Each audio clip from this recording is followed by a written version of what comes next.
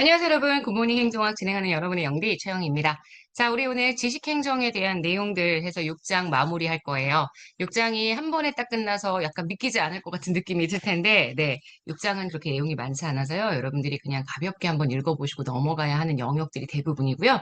중요한 부분들은 제가 지금 다, 네, 복습 스터디 하면서 또 수업 시간에 짚어드렸으니까 그거 위주로 내용들을 봐주시면 될 것 같습니다. 자, 지식행정 들어가 볼게요. 일단 지식행정이라는 건 지식을 행정에 필요한 지식을 활용하는 행정을 이야기하죠. 그래서 이 지식행정의 목적 중에 가장 중요한 부분이 잠재의식 속에 있는 지식, 우리가 암묵지라고 얘기를 하죠. 이 암묵지를 형식지, 우리가 보통 표출되어 있는 지식이라고 얘기를 합니다. 이걸로 변환시켜줘야 돼요. 그래야 조직의 생산성이 안정적으로 향상될 수 있습니다. 이게 지식행정의 가장 기본 내용이라고 설명해 줄 수 있고요. 그래서 15번 선지를 구성해 봤습니다. 자, 그 다음 16번. 그러면 우리가 일반적으로 얘기하는 지식에 말씀드렸던 잠재 지식과 표출 지식, 암묵지와 형식지라는 게 있는데 이게 뭐냐? 우리가 일반적으로 이야기하는 잠재적 지식, 암묵지는 개인의 경험이나 어림짐작, 직감 이런 것, 타인에게 전달하기 힘든 것, 이거를 형식적으로 만들어주는 게 바로 형식지입니다. 표출되는 지식으로 만들어주는 거죠. 그래서 부호와 문서화 같은 것들을 했어요. 타인에게 전달 가능한 상태가 되었습니다. 이게 바로 형식지가 된다라고 이야기를 해줄 수가 있죠. 그래서 표출지식이라는 단어 가지고요. 한번 빈칸을 그대로 뚫어봤어요. 우리가 형식지라고 얘기하기도 하고 표출지식이라고 얘기하기도 하죠. 사실 문명의 발전은 이 표출지식을 얼마나 잘 가지고 있느냐. 잠재지식을 어떻게 표출지식으로 잘 바꿔주느냐. 그래서 이런 것들에 대한 이야기들을 제가 수업 시간에 설명을 했죠. 그래서 지식의 유형들을 이렇게 구분을 했고요. 그 다음 지식행정이 갖고 있는 특징에 대한 얘기들을 쭉 했습니다. 지식관리 시스템이라고 나와 있죠. 우리가 소위 얘기하는 지식관리 시스템은 지식관리 업무의 수행, 대민 서비스의 제공, 행정 전반을 지원하기 위해 각종 정보를 산출하고 제공하는 시스템. 이게 지식관리 시스템이고요. 지식관리의 업무에 대한 시스템이다. 이렇게 생각해 주시면 됩니다. 과거에 이 지식관리 시스템의 여러 가지 정보 처리 체계라든지 지금 보시는 것처럼 정보 관리 체계라든지 뭐 이런 얘기들이 쭉 나와 있고요. 게다가 영어적인 표현이 진짜 많아서 약자가 진짜 많은데 되게 옛날에 쓰던 거여서 안 나옵니다. 쓸데없는 거 공부하지 마시고 아 이런 게 있구나 하고 참고 자료 정도로 넘어가시면 됩니다. 오케이? 자, 우리가 이런 데이터에 대한 얘기들을 계속 행정정보 체계에 대한 얘기들을 계속하면서 최근에 가장 이슈가 되는 게 당연히 빅데이터입니다. 빅데이터는 기존의 수집, 저장, 분석, 관리 역량 넘어서는 대량의 정형 또는 비정형화되어 있는 데이터 모두를 의미하고요. 그래서 특징을 제가 항상 3V라고 얘기했습니다. 거대한 규모, 볼륨. 그 다음 속도가 빠르죠, velocity. 그 다음 데이터가 다양합니다, variety. 그래서 세 가지의 V가 들어가게 된다. 이렇게 설명을 해줄 수가 있고요. 그래서 규모, 속도, 다양성 세 가지 얘기하죠. 그래서 지금 보시는 이 빅데이터를 포함한 조직 정보 기술들, 회로도 우리 아시겠지만 장인 기술, 비일상 기술, 일상 기술, 공학 기술 기억나세요? 장인 크래프트, 그죠? 비일상, 논 루틴, 그 다음 일상, 루틴, 그 다음 공학, 엔지니어링 이렇게 해서 구분을 했단 말이에요. 거기에 적합한 정보 기술에 대한 분류도 같이 해주고 있습니다. 그러니까 페로가 그냥 기술을 분류하는 거에서 끝나지 않고 정보 기술은 어떤 것들을 집어넣으면 좋을까? 그래서 이렇게 지금 정보 기술에 관련된 내용들을 소개하고 있다. 이렇게 간단하게만 정리해 주시면 될 것 같습니다. 자, 그래서 9번 봤고요. 자, 20번 갈게요. 전자정부. 네, 사실 이 기본 패러다임이 제일 많이 출제가 되죠. 정부 서비스를 어떻게 전자화시킬 것이냐. 그래서 전자정부에 대한 정의를 한번 해봤습니다.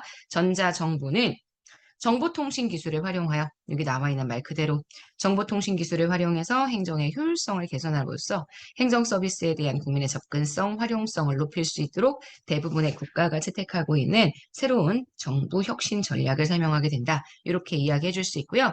그래서 이 전자정부의 배경에 대한 이야기들 쭉 나와 있습니다. 유형이나 특징이나 얘네들이 가지고 있는 효용들을 간단하게 정리하고 있는데 이런 것들은 한번 읽어봐 주시면 좋을 것 같고요.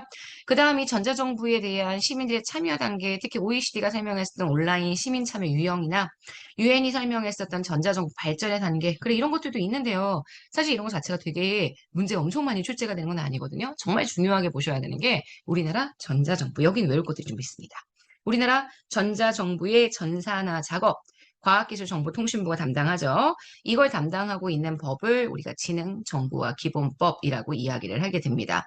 단순히 전자정뿐만 아니라 우리나라 국가 전체의 전산화 작업들 다 과학기술정보통신부의 기능정보화 기본법에 그 내용들이 들어가 있고요. 그 다음 전자정부를 구축하는 작업은 행안부가 진행합니다. 전자정부법이란 법을 통해서 진행하게 된다는 거 알고 계실 거예요. 그래서 전자정부 패러다임 변화하면서 1.0이나 정부 1.0, 2.0, 3.0 근데 이것도 옛날에 되게 고루한 내용들입니다. 제가 유피쿼터스 정부나 바로 여기 옆에 나와 있는 스마트 정부까지 정리를 하면서 여기는 그냥 가볍게 한번 보시라고 말씀을 드렸고 정말 중요한 건 이 지능형 전자정부, 지금의 패러다임이죠. 정부 4.0이라고 표현하기도 합니다.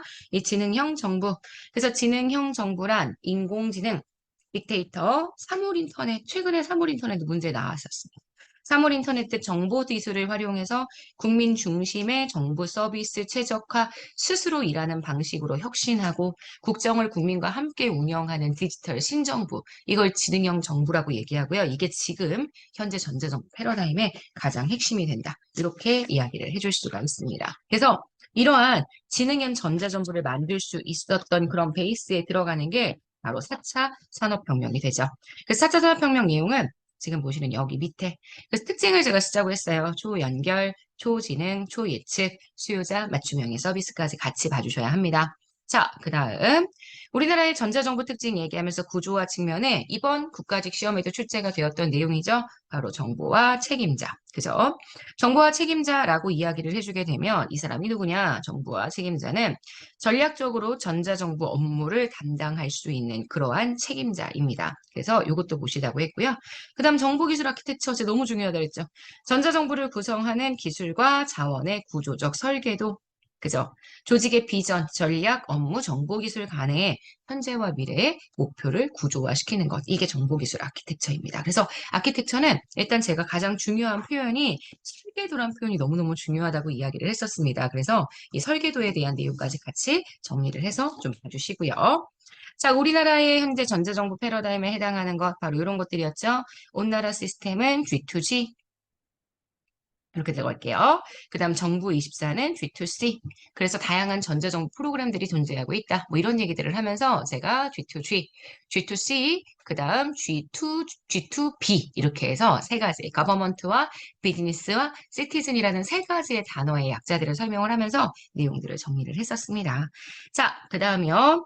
우리가 그 다음에 지능정보와 기본법의 여러 가지 용어들에 대한 이야기를 했어요. 정보교차 한번 해봤습니다. 왜냐하면 법에서 정보기술 아키텍처가 실제 이렇게 출제가 된 적이 있었기 때문에 사회, 경제, 지역적 또는 신체적 여건으로 인해 지능정보 서비스, 그와 관련된 기기, 소프트웨어에 접근할 수 있는, 지금 이용할 수 있는 기회의 차이가 생기게 되면 우리가 그걸 정보격차라고 이야기한다. 이렇게 보실 수 있습니다. 지능정보화 사회 종합계획 28번에 나와 있죠. 제가 지능정보화 사회 종합계획 이름 정확하게 보시라고 이야기했습니다. 요거는 과학기술정보통신부 장관이 관계 중앙행정기관의 장 및 지방자치단체의 장의 의견을 들어서 3년마다 수립하게 된다라고 이야기를 했고요. 자, 그 다음 법으로 들어가게 되면 그게 전자정부법의 내용입니다. 행정안전부에서 보통 담당하고 있고 전자정부법의 주요 용어도 얘가 그대로 출제된 적이 있었기 때문에 요거 한번 다시 읽어보셔야 될 것 같고요. 다음 페이지 가시면 전자정부 기본계획에 대한 내용이 나와 있죠. 중앙사무기관의 장, 이 전자정부 관련 사무의 장은 행안부입니다. 그래서 전자정부의 구현, 운영, 발전을 위해 5년마다 기간별 계획을 종합해서 전자정부 기본계획의 수립 이렇게 들어가게 된다는 거 기억해 주시면 되고요. 그 다음 정보기술 아키텍처의 도입을 확산하기 위한 기본계획도 3년마다 한 번씩 수립해 주셔야 합니다. 그래서 3년마다 관계기관의 장과 협의해서 정보기술 아키텍처 도입을 확산하기 위한 기본계획 수립 이게 정보기술 아키텍처에 대한 기본계획이다. 이렇게 말씀을 드렸습니다. 자, 여기까지 보시면 우리 30분까지 다 정리를 했어요. 워낙 5장 재무행정 빡세게 하다 보니 요거는 좀 수월하다는 느낌이 분명히 있었을 거예요. 맞죠? 네, 여기까지 해서 우리는 오늘 굿모닝 행정학 마무리하도록 하겠습니다. 6장은 너무 간단하게 이틀 만에 끝났습니다. 복습 스터디로는 하루 만에 끝났어요. 우리 이제 남아있는 게 이 7장인데요. 지방자치도 공부를 체계를 안 잡아서 하면 조금 어려울 수 있습니다. 하나하나 체계 좀 잡아서요. 열심히 해보도록 할게요. 자, 여러분 오늘 하루도 월요일입니다. 정말 기분 좋게 시작하시고요. 좋은 하루 보내세요.